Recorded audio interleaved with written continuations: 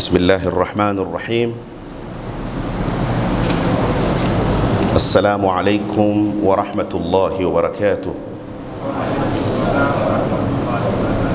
الحمد لله رب العالمين، والصلاة والسلام على أشرف الأنبياء والمرسلين، سيدنا وحبيب قلوبنا وشفيع ذنوبنا أبي القاسم محمد. اللهم صل على محمد وعلى آله الطيبين الطاهرين وأصحابه المنتجبين. أما بعد، أوصيكم عباد الله ونفسي بتقوى الله عز وجل. بسم الله الرحمن الرحيم. لقد خلقنا الإنسان في كبد. صدق الله العلي العظيم.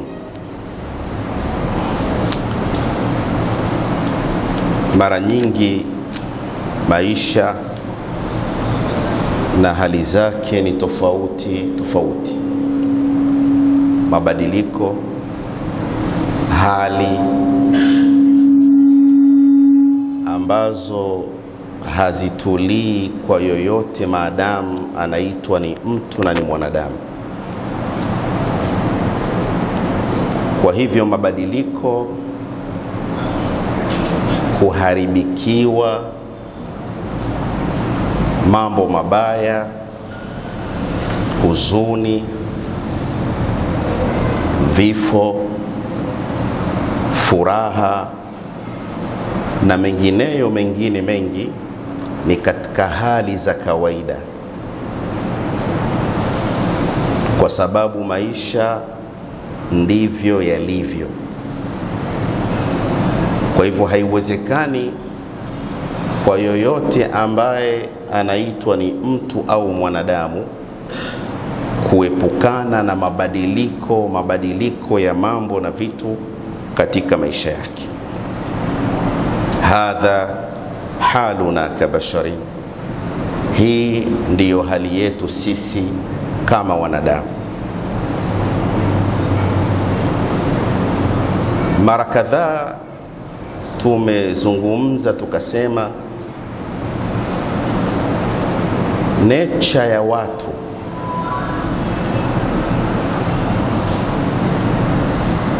katika kukengeuka, kupinga, kuto kuthamini, kudharau, kupotezea ni ghalibatun ala nufus. Nature hii ndiyo iliyotangaa kwa watu wengi.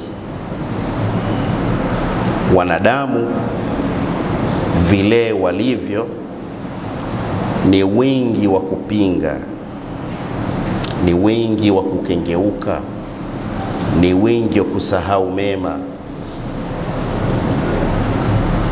ni wingi wa kutokuona mazuri waliofanyiwa. Hii ndiyo nature ya watu na wanadamu. Na walezi, viongozi, wazazi, walimu ambao mara nyingi huwafikiria wengine na kutumia vile walivyokuwa navyo mara nyingi kwa ajili ya wengine, katika kanuni ile ile tuliyoisema kwamba khairun nasi anfa'uhum linnas, mbora wa watu ni yule mwenye manufaa zaidi kwa watu. Kwa hivyo utakuta katika maisha kuna kundi la watu ambao wamejitoa kwa ajili ya wengine, wanajinyima ili wengine wapate. Sasa itakapotokea kwa wale waliopewa kwa wale walioonyeshwa mazuri, ikafikia mahala hawathamini na wala hawaoni mazuri waliofanyiwa, tufahamu vile vile kwamba hii ni nature ya wanadamu kutokuona mazuri na kutizama thamani ya wengine ambao wamewajali.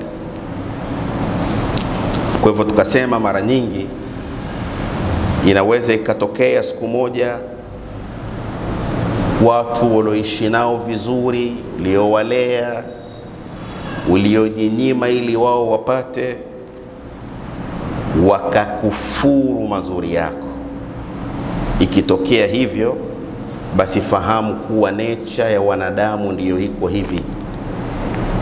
Ikatokea siku moja wale uliojinyima kwa ajili yao wakafikia mahala wakatia moto wema wako wote, basi fahamu kwamba hii ndiyo nature ya wanadamu. Lakini hufikia mahala wakasahau mazuri uliowafanyia, tambua hiyo ndiyo nature ya wanadamu. Hadha haluna kabasharin, hii ndiyo hali yetu kama wanadamu. Lakini kuna wengine umewafanyia kheri, wema, walipofika katika ngazi fulani wakawa ni maadui wakubwa katika maisha yako, na wakakupiga na manati za chuki nzito iliyopo katika vifua vyao. Tambua kwamba hii ni nature ya wanadamu.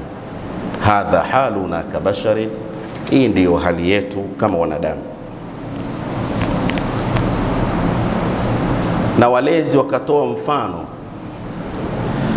wa mzee mmoja, baba mmoja, mlezi mmoja. Alimlea mwanae,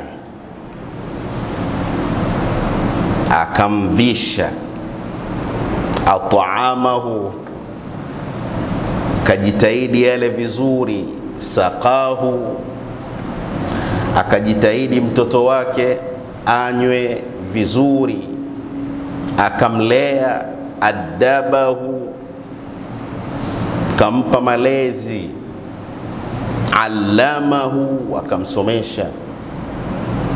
Lakini hufikia katika zile hali za kawaida na mabadiliko ya kimaisha, mambo yamebana magumu, mlezi sahira liyanam, anabaki anakesha ili yule mwanae alale. Anafikia mahala anapata tabu liyartah, ili mwanae apate raha. Lakini baada ya yote hayo kufanywa, na kijana akafika daraja na hatua za mbali, vyuo vikuu, akasafiri akaenda nje huko, akasoma, akabeba shahada tofauti tofauti, amekomaa barobaro, ana uwezo, ana kazi nzuri, akabadilika, akawa kwa mzazi wake kalkalbi al-aqur, ni mithili ya mbwa mwenye kungatangata ovyo. Akageuka akawa haoni thamani ya mzazi wake jafaan, hana habari naye, hampigii simu, hamjulii hali. Hii ndiyo hali ya wanadamu na ni nature yao. Haya ndiyo yanayowatokea wale walezi, kina baba, kina mama, viongozi na mfano wao. Lakini maneno haya kwamba wale unaowalea inawezekana wakabadilika, wakawa maadui, wakatia moto mazuri yako, wasitambue thamani yako, wasione mchango wako katika maisha yao. Maneno haya yasiwafanye kamwe muache kufanya kheri kwa watu, wala yasiwafanye kamwe kuacha kufanya mazuri na ihsani kwa watu, bali maneno haya yaandae nyoyo zenu, vifua vyenu, akili zenu, ili mbakie katika kusubiri siku moja kutoonekana thamani yenu. Maneno haya ni maandalizi ya kuandaa kwamba siku moja yule uliojitoa kwa ajili yake anaweza akawa ni adui yako mkubwa. Hadha haluna kabasharin, hii ndiyo hali yetu sisi kama wanadamu. Mabaya mengi utatupiwa, la li shay'in, hakuna kitu, liannaka ahsanta ilayhi, ni ihsani yako uloifanya tu. Hadha haluna kabasharin, hii ndiyo hali yetu kama wanadamu.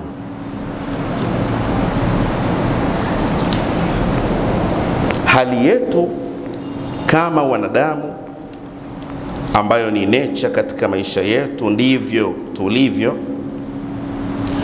Na mara nyingi tumesimuliwa wanadamu walivyo, tumekaa na babu zetu, tumewasikiliza watu waliotendwa kwenye maisha yao na wanadamu, tumesikia mengi, tumesoma, tumeona, lakini mara nyingi tunaghafilika kwamba mabadiliko yanaweza yakatokea, hali inaweza ikabadilika. Mara nyingi tunaghafilika. Kwa hivyo sisi tunaoishi ni bashar, sisi ni watu, ni binadamu. Tunaokula nao ni bashar, ni watu. Wanaokuja kugonga milango yetu ili waoe mabinti zetu ni bashar, ni wanadamu. Sisi tunakwenda kwenye milango ya watu kugonga, kutafuta wake, wale vile vile ni bashar. Tunaishi maisha yetu, tunafanya kazi, wake na waume wasisahau kwamba wao ni bashar, ni wanadamu. Usiposahau hili, litakufanya mara nyingi uwe katika maandalizi ya yale ambayo yanaweza yakatokea. Fala tusdam, hautoshtushwa. Na tupo katika ulimwengu, mara nyingi tunasema ni maliatun bil mufajiat, ulimwengu wa surprise.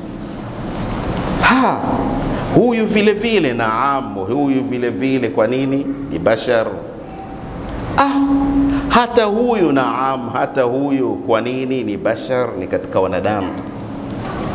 Mu'min anatakiwa awe na maandalizi ya kila muda, kila lahdha, kwa yale yanayoweza kutokea. Baba amefariki, ana maandalizi nalo. Nyumba imeungua, ana maandalizi nalo. Mwanangu amenitukana, kuwa na maandalizi nalo. Hadha haluna kabashar, hii ndiyo hali yetu kama wanadamu. Mabadiliko, hali tofauti tofauti ni kawaida kutokea katika maisha yetu. Vile vinavyoitwa ni almunaghisat. Mna furaha, mnacheka, ghafla limetokea jambo limeondoa furaha zenu, ni hali ya kawaida katika maisha. Matatizo ambayo yanagonga na kuingia katika nyumba zetu kila muda ni hali ya kawaida, na haitotokea hata siku moja ukamkuta mtu mwanadamu ameepukana na mambo yanayoondoa furaha katika maisha yake. Hakuna. Tasema yule lakini ni tajiri sana. Kuna mambo yanayomtokea yanaondoa furaha katika maisha yake. Yule bana ni mtu mkubwa na cheo, ni rais. La, kuna mambo yanamtokea katika maisha yake yanaondoa furaha yake. Bana ana gari kubwa, gari la bei ya juu kuliko yote, kuna mambo yanamtokea na kuondoa furaha katika maisha yake. Sisi ni wanadamu, kanuni ya wanadamu inatushamili na kutuenea.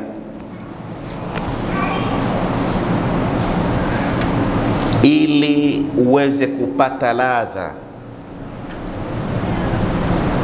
ya mfereji na mto wa maisha, ni kuangalia pale ulipo, ulichokuwa nacho na hali uliyokuwa nayo.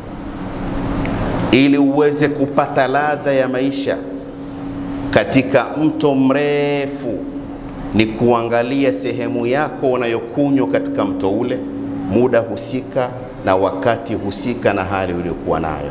Bila ya hivyo hutoonja ladha ya maisha hata siku moja.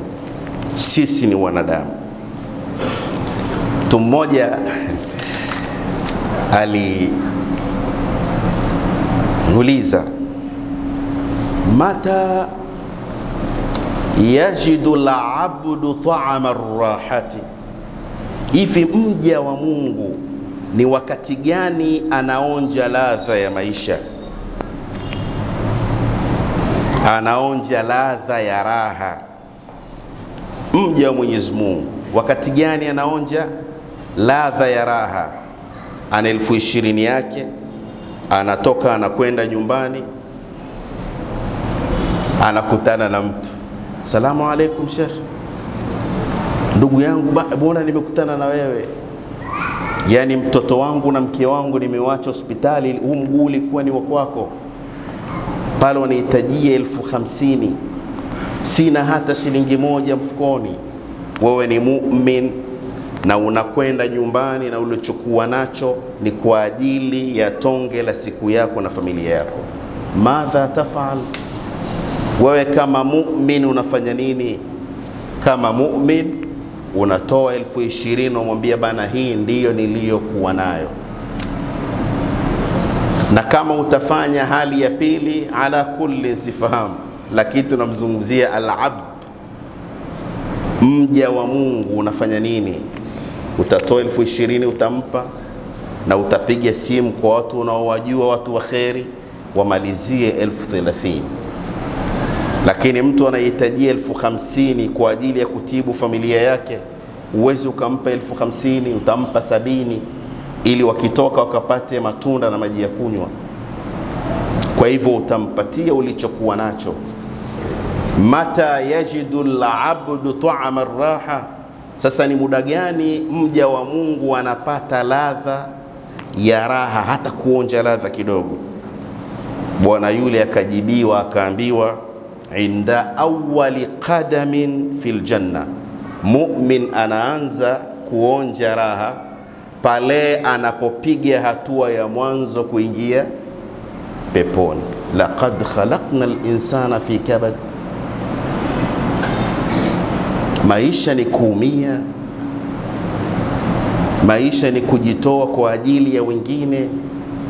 Khairun nasi anfa'uhum linnas. Huwezi kuwa bora kama hutowanufaisha watu. Laqad khalaqna al-insana fi kabad. Maisha ni tabu, maisha ni mambo mengi. Mata yajidu al-abdu ta'ama al-raha, ni pale ambapo anaanza kuingia peponi.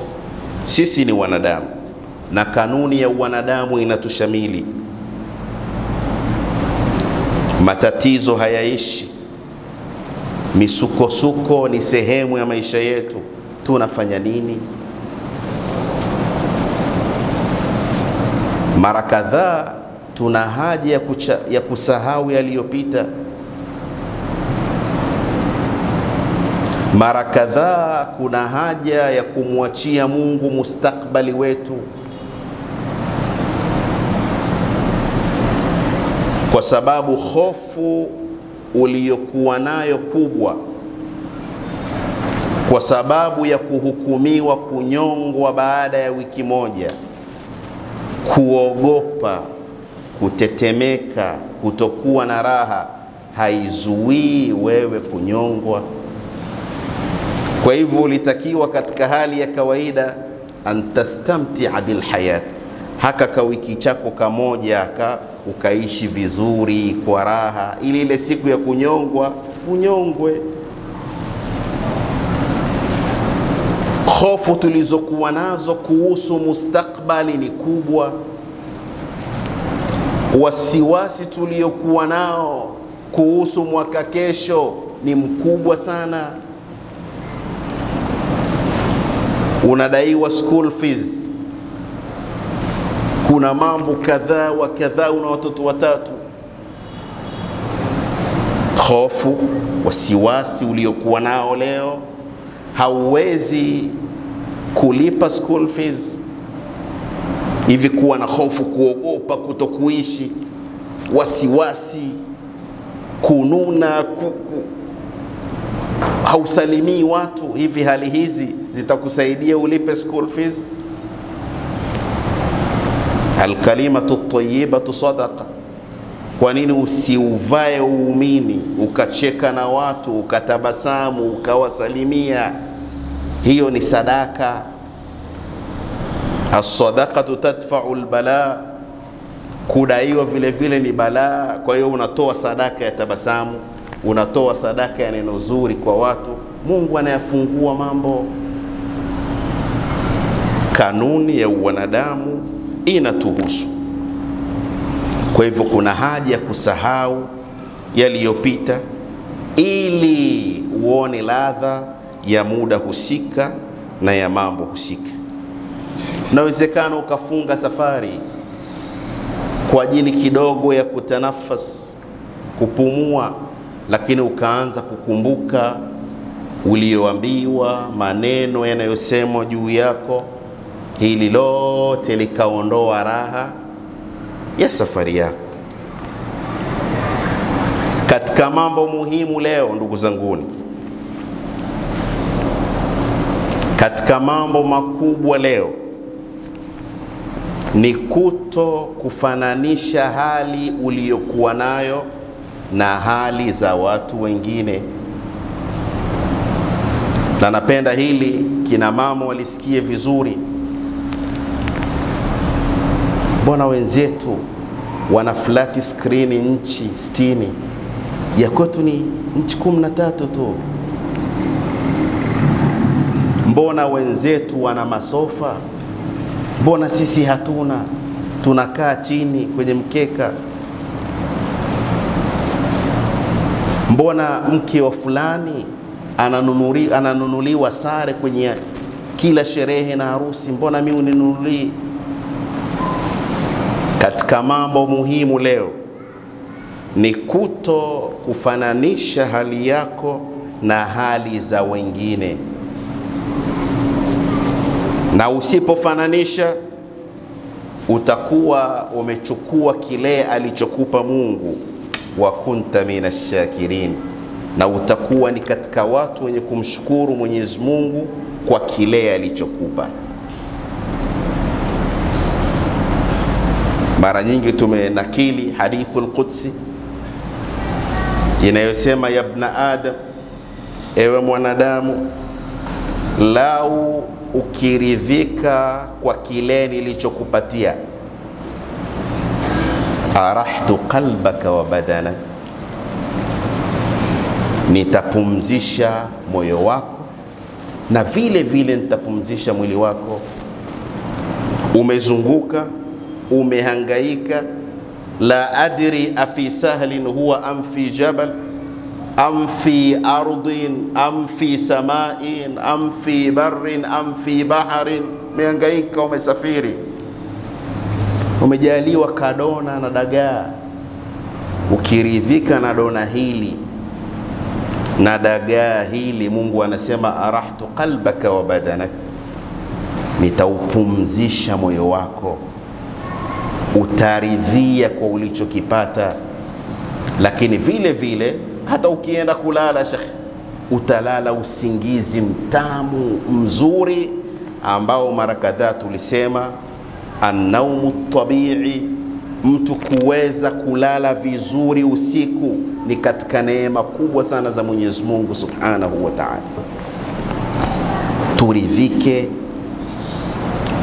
tusifananishe hali zetu na hali za wengine. Usifananishe kipando chako na vipando vya wengine.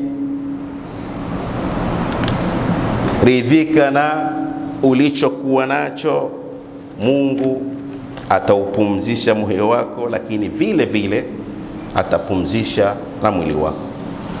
Hadha haluna kabashari, hii ndiyo hali yetu kama wanadamu. Nafsi ya mwanadamu, ajabu kabisa Sheikh, ina kawaida ya kumpenda aliyokuwa mbali na kumshusha aliyokuwa karibu. Na ndo maana mara kadhaa tumesema hivi, furaha tuliyokuwa nayo wanandoa leo ni sawasawa na furaha tuliyokuwa nayo wakati wa uchumba wetu? Furaha tuliyokuwa nayo wakati wa uchumba ni nzuri kuliko furaha tuliyokuwa nayo leo katika ndoa zetu? Unaamshwa salatul layl, assalamu alaykum, kwa nakuamsha salatul layl muda wa salatul fajr huo. Tayeb, ukishamaliza kusali unafanya nini? Najiandaa na pasi. Oh, hujapasi, okay. Unavaa nguo gani? Furaha katika kipindi cha uchumba ilikuwa ni kubwa, nzuri kuliko furaha tulikuwa nayo katika ndoa zetu. This is true. Ni ukweli kweli. Na wengi walitamani, lini itafika tuweze kufunga ndoa, wakiamini furaha itakayokuwa baada ya ndoa ni kubwa, haina mithali, haina mfano kuliko furaha waliyokuwa nayo kwenye uchumba. Kila mara SMS, I love you, where are you, wapi, umepata kahawa, vipi lunch unakwenda? Najisikia nimeshiba kidogo. Take care. Wanandoa, lini mliambiwa take care na your wives? Mara ya mwisho wanandoa kuambiwa take care wakati unatoka mlangoni lini? Zimeshaisha. Hakuna tena take care. Tena pengine itakuwa neno limewashtua sana leo. Take care nilishalisahau. Limeenda wapi? Nafsi, nature ya nafsi ni kumpenda aliyokuwa mbali na kumshusha aliyokuwa karibu. Shekhe, ishi na ndugu zako sehemu moja, kwenye nyumba moja, alafu mwe mna ndugu yenu yupo Dubai kule, au yupo Nairobi anaishi huko, kila baada ya miaka miwili mara moja anakuja. Shekhe, kazi zote zitaatilishwa kwa ajili ya kumpokea yeye. Ni nature ya nafsi kumpenda aliyokuwa mbali kuliko aliyokuwa karibu. Mlipokuwa wachumba mko mbali, mlipendana sana, lakini leo mpo karibu. Takuja na mzigo Shekhe, utopeleka mwenyewe jikoni. Takuja na mzigo, hutopokelewa. Nature kinapokuwa karibu kinakuwa mbali, kinapokuwa mbali kinakuwa karibu. Talabtu bu'da ad-dari litaqrabu. Bwana mmoja alihama, huyo akaenda kukaa mbali huko. Jamaa akamwambia, da, umetutenga bana, kwa hiyo ndio umeamua kuhama? Akamwambia, nimetafuta nyumba ya mbali ili nyinyi muwe karibu na mimi. Ukaribu unaondoa mahaba.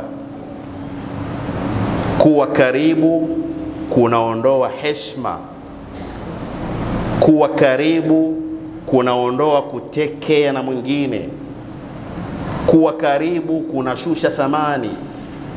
Na ndo maana wengi walioachana, narudia tena, wanandoa wengi walioachana wakapeana talaka, baada ya miezi 3-6 wanategeana tu. Nione ataanza kunitumia message yao, hatuanze. Ngoja na leo, maana nimemisi kweli, sasa nafanyaje?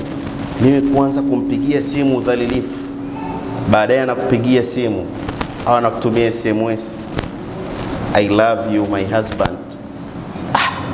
Kinishampa talaka. Kumbe kule kuwa mbali kunamfanya kila mmoja kuona thamani ya mwingine.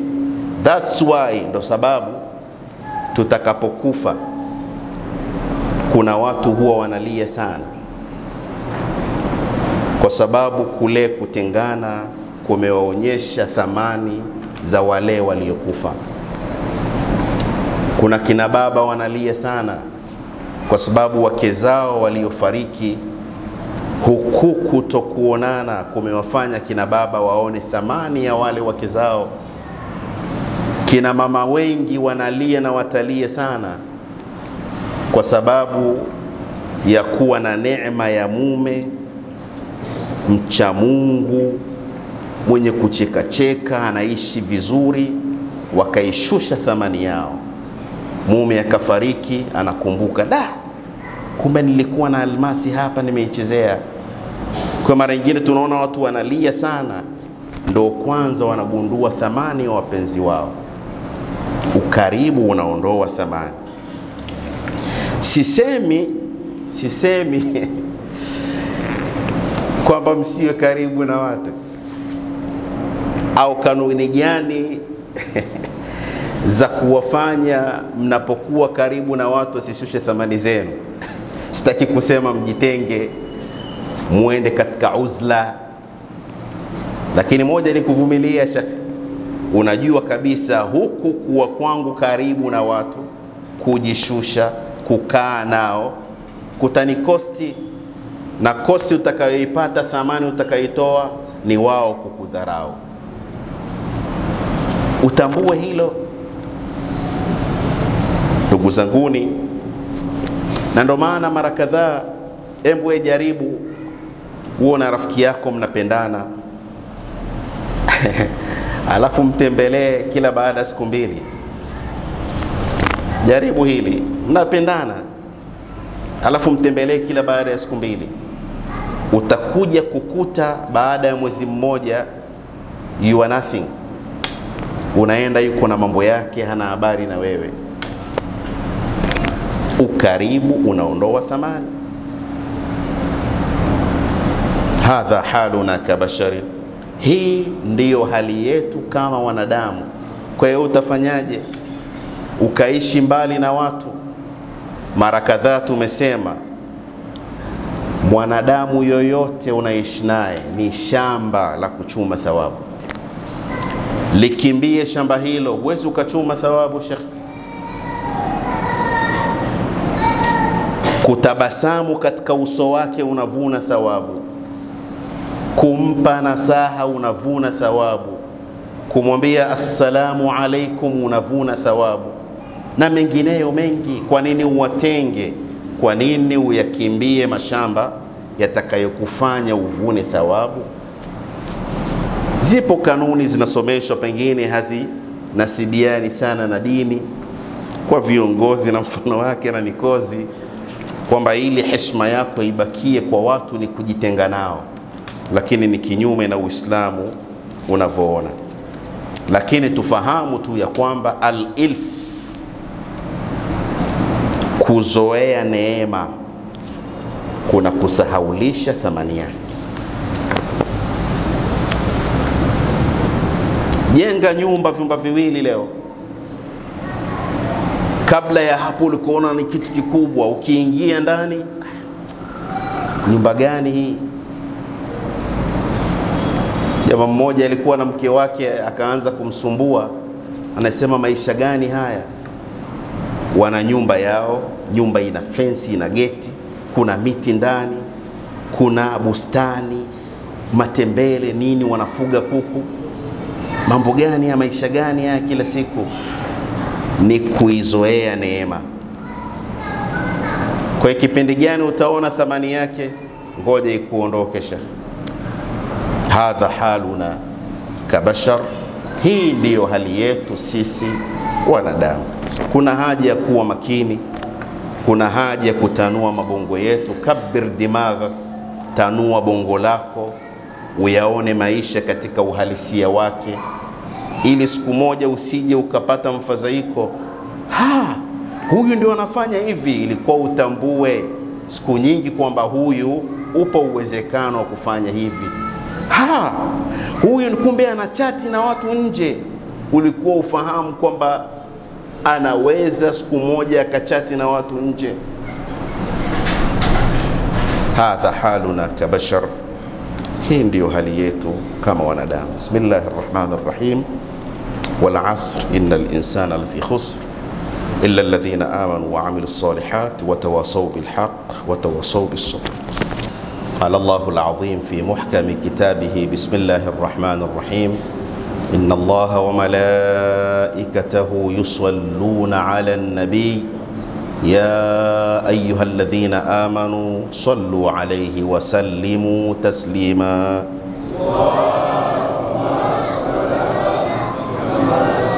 اللهم صل وسلم على ابنته فاطمة الزهراء سيدة نساء العالمين. اللهم صل وسلم على ابن عمه أمير المؤمنين وقائد الغر المحجلين إمام المشارق والمغارب أسد الله الغالب علي بن أبي طالب عليه أفضل الصلاة وأتم التسليم.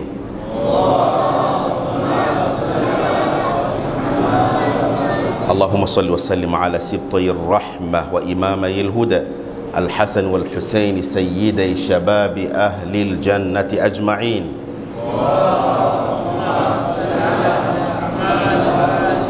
اللهم صل وسلم على أئمة المسلمين زين العابدين علي والباقر محمد والصادق جعفر والكاظم موسى والرضا علي والجواد محمد والهادي علي والعسكري حسن ومحمد ابن الحسن المهدي المنتظر عليهم أفضل الصلاة وأتم التسليم. اللهم صل على محمد. اللهم صل على محمد وآل محمد. اللهم آت نفوسنا تقواها وزكيها أنت خير من زكاها أنت وليها ومولاها برحمتك يا أرحم الراحمين. صلى الله على محمد وآله الطاهرين وأقم الصلاة.